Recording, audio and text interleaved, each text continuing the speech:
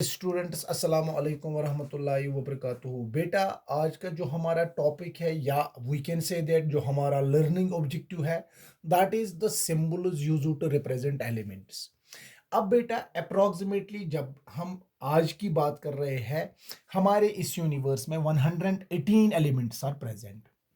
हर एक element atom से बना हुआ होता है जो हमने ऑलरेडी डिस्कस किया है।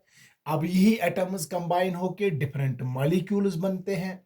अब मॉलिक्यूल्स जब बनते हैं तो उसमें हमने ऑलरेडी डिस्कस किया इसके डिफरेंट टाइप्स। अब जब बेटा 118 एलिमेंट्स की बात है, इनके जो नेम्स दिए गए हैं, इनके नेम्स कुछ बेसिस पे दिए गए हैं जिस तरीके से हम किसी एलिमेंट को रिप्रेजेंट किया करते हैं। या तो बेटा हम देखेंगे एलिमेंट्स को किस तरीके से नेम प्रोवाइड किया गया है, या तो कलर के बेस पे, या तो बेटा प्रॉपर्टीज के बेस पे। को we can say that colour के बेस पे, प्रॉपर्टीज के बेस पे। इसी तरीके से साइंटिस्ट जिसने इसको पहले यानी साइंटिस्ट के नेम पे भी कुछ एलिमेंट्स के नेम्स दिए गए हैं।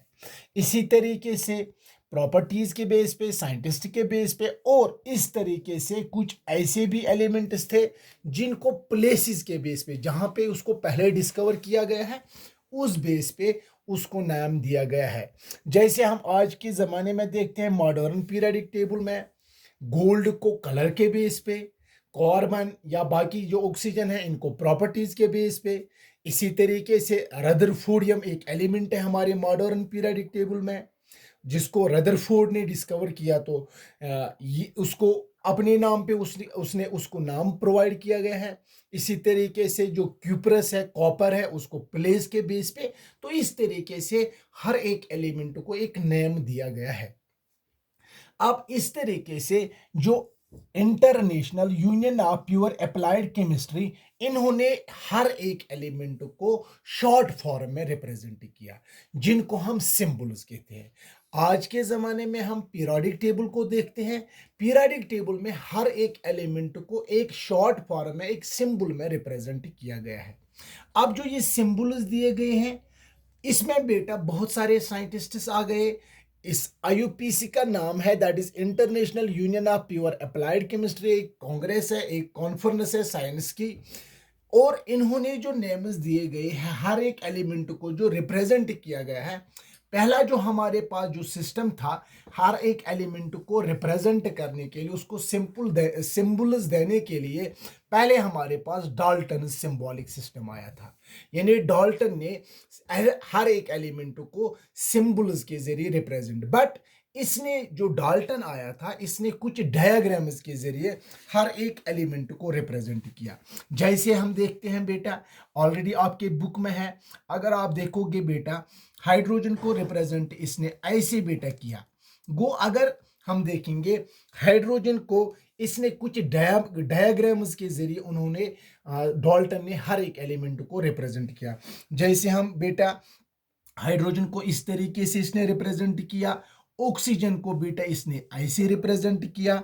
इसी तरीके से कार्बन को बेटा, जो अगर हम कार्बन देखेंगे, कार्बन को इसने बेटा इस तरीके से शेडेड सर्कल से बेटा रिप्रेजेंट किया। इसी तरीके से अगर हम बेटा फास्फोरस की बात करेंगे, फास्फोरस को किस तरीके से इसने रिप्रेजेंट किया, ऐसे बेटा डिफरेंट एलिमेंट्स को इसने बेटा इस तरीके से रिप्रेजेंट किया। इसी तरीके से अगर हम बेटा सल्फर की बात करेंगे तो सल्फर को बेटा इस तरीके से रिप्रेजेंट किया गया है। बट ये कॉन्वीनियंट मेथड नहीं था, इस मेथड को बेटा डिस्कार्ड किया गया है। ये कोई एक प्रॉपर मेथड नहीं था, इसको एक्सेप्ट नहीं किया गया है। दैट इज वाई जो ये डायग्राम के जरिए जिस तरीके से एलिमेंट को रिप्रेजेंट किया जाता था डाल्टन ने, इसको बेटा डिस्कार्ड किया गया है। इसके बाद हमारे पास मॉडर्न सिंबल्स आए थे कि मॉडर्न सिंबल्स के जरिए हम बेटा एलिमेंट्स को रिप्रेजेंट कर सकते हैं। ये जो सिंबल्स मैंने कुछ डाल्टन्स के दिए गए हैं, ये ऑलरेडी आपके बुक में है, आप अपने बुक में ये देख सकते हो कि कुछ एलिमेंट्स के डायग्राम्स यानी स्ट्रक्चर्स बनाए थे डाल्टन ने। उस वो ऑलरेडी आपकी बुक में है। उस तरीके से उसने, जैसे मैंने आपको हाइड्रोजन का दिखाया है, फास्फोरस का दिखाया है, सल्फर का दिखाया है, कार्बन का, ऑक्सी, इसी तरीके से इसने एलिमेंट्स को सिंबॉलिक के जरिए, सिंबल्स के जरिए रिप्रेजेंट किया था। बट ये जो एक डाल्टन का सिस्टम था, ये कोई कन्वीनियंट सिंबॉलिक सिस्टम नहीं था, इसीलिए इसको डिस्कार्ड किया गया है। अब हमारे पास एक प्रॉपर सिस्टम जिसको एक्सेप्ट किया गया है international union of pure applied chemistry, जिसको हम मॉडर्न सिंबल्स ऑफ एलिमेंट्स। अब मॉडर्न सिंबल्स किस तरीके से एलिमेंट्स को दिए गए हैं, ये बेटा एक साइंटिस्ट था जिसका नाम था बुर्जलस।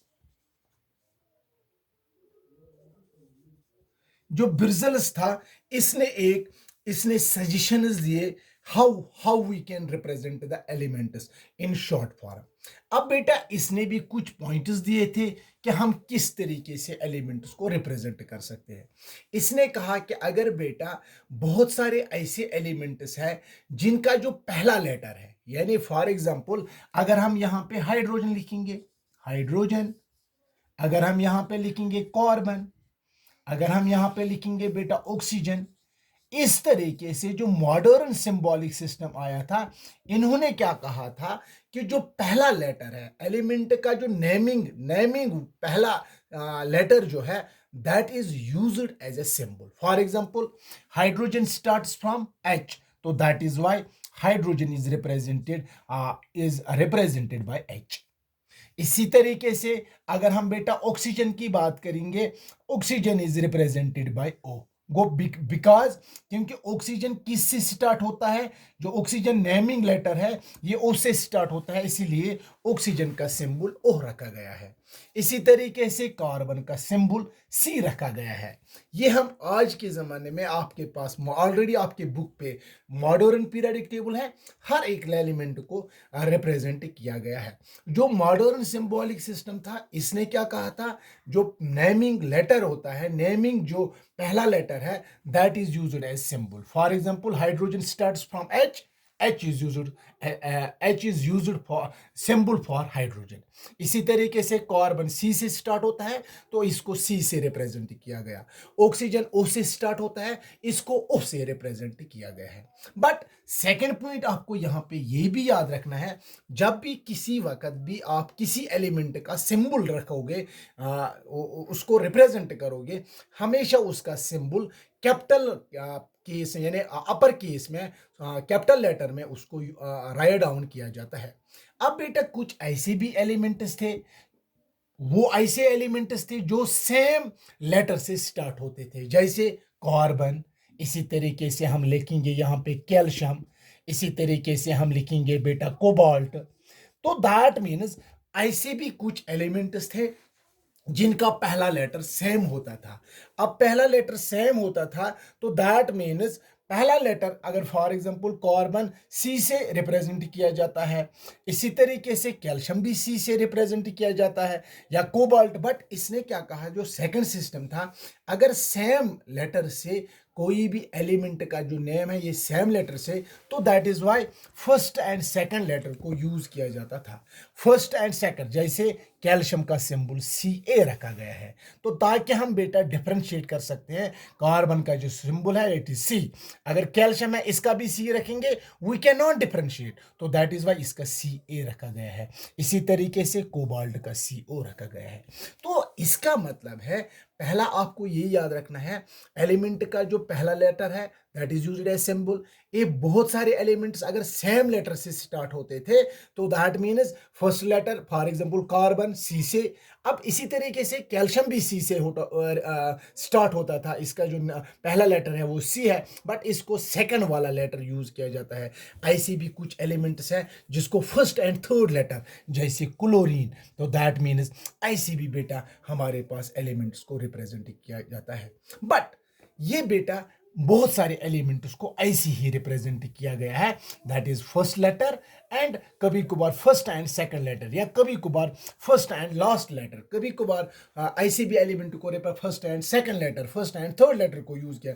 जैसे हम देखेंगे हाइड्रोजन का सिंबल H है, कैल्शियम का सिंबल Ca है, कार्बन का C है, कोबाल्ट का C, और इस तरीके से एलिमेंट्स को रिप्रेजेंट किया। ये दो मेथड्स थे। अब बेटा हमारे पास कुछ ऐसे भी एलिमेंट्स थे जिनको लैटिन पैटर्न पे इनके सिंबल्स दिए गए हैं।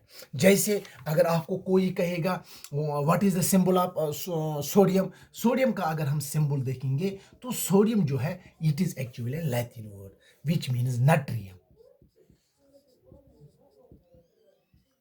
तो दैट इज वाई इसका सिंबल Na रखा गया है। वो हमारे पास ऐसे भी कुछ एलिमेंट्स थे जिनको लैटिन के बेसिस पे उनके सिंबल्स दिए गए हैं। जैसे हम देखते हैं बेटा sodium, it is actually Latin word which means natrium, that is why इसका सिंबल Na होना चाहिए, इसीलिए इसका सिंबल Na है। आपको ये नहीं रखना याद कि इसका S हम सिंबल रख सकते हैं क्योंकि ये लैटिन वर्ड है, इसीलिए इसका सिंबल Na है। जैसे हम आयरन की बात करेंगे, ये भी एक लैटिन वर्ड है विच मीन्स फेरम, फेरम, तो दैट इज वाई आयरन का सिंबल Fe रखा गया है। इसी तरीके से हम यहाँ पे बेटा ये भी देख सकते हैं, ऐसे बहुत सारे हमारे पास एलिमेंट्स हैं। जैसे हम बेटा देखते हैं गोल्ड, गोल्ड का सिंबल क्या है, क्योंकि बेटा गोल्ड जो है ये एक लैटिन वर्ड है विच मीन्स इरम, AURUM, ये ऑलरेडी आपकी बुक पे है, दैट इज वाई इसका सिंबल AU रखा गया है। तो यहाँ पे बेटा इस तरीके से मैंने कुछ एग्जाम्पल्स दिए हैं। सोडियम, इसका Na सिंबल क्यों है आपको पता है, क्योंकि ये लैटिन वर्ड है विच मीन्स नाट्रियम। आयरन का सिंबल क्यों है Fe, because it is a Latin word which means ferrum. इसी तरीके से गोल्ड का AU क्यों सिंबल रखा है, बिकॉज ये लैटिन वर्ड है विच मीन्स एरम। इसी तरीके से अगर हम बेटा लेड की बात करेंगे, अगर आप लेड देखेंगे, इसका जो लैटिन वर्ड है it is actually meaning of plumbum, plumbum, तो दैट इज वाई इसका सिंबल Pb रखा गया है। Almost 11 elements are there which are represented by Latin pattern। जैसे सोडियम, मैंने कुछ एग्जांपल्स दिखाई, सोडियम है, आयरन है, गोल्ड है, लेड है, पोटेशियम है। अगर आप पोटेशियम को देखेंगे, एक्चुअली पोटेशियम का मतलब है केलियम, केलियम, दैट इज वाई इसका सिंबल K रखा गया है। तो ऐसे भी बेटा एलिमेंट्स को रिप्रेजेंट किया गया है। अब बेटा आपके पास मॉडर्न पीरियोडिक टेबल ऑलरेडी है डियर स्टूडेंट्स, आप वहां पे देखोगे हर एक एलिमेंट को ऐसे ही रिप्रेजेंट किया गया है लेटर के बेस पे। कभी कभार फर्स्ट एंड सेकंड लेटर, पहला लेटर कभी यूज किया जाता है, कभी फर्स्ट एंड सेकंड लेटर, कभी फर्स्ट एंड थर्ड, कभी फर्स्ट एंड लास्ट लेटर। ऐसे भी कुछ एलिमेंट्स हैं जिनको लैटिन पैटर्न पे रिप्रेजेंट किया गया है। जैसे नट, सोडियम को Na के actually it is a Latin word which means natrium, that is why इसका सिंबल Na है। तो इस तरीके से भी हमारे पास एलिमेंट्स हैं जिनको ऐसे रिप्रेजेंट किया गया है। अब बेटा यहाँ पे ये ऑलरेडी कुछ हमने डिस्कस किया था तो इसको ज़रूरी पढ़ना था। इसके बाद हम बेटा मॉलिक्यूलर मास को कैलकुलेट करेंगे, एटॉमिक मास। उसके बाद हमारे पास मोल कंसेप्ट, एवोगाड्रोस नंबर को देखना है।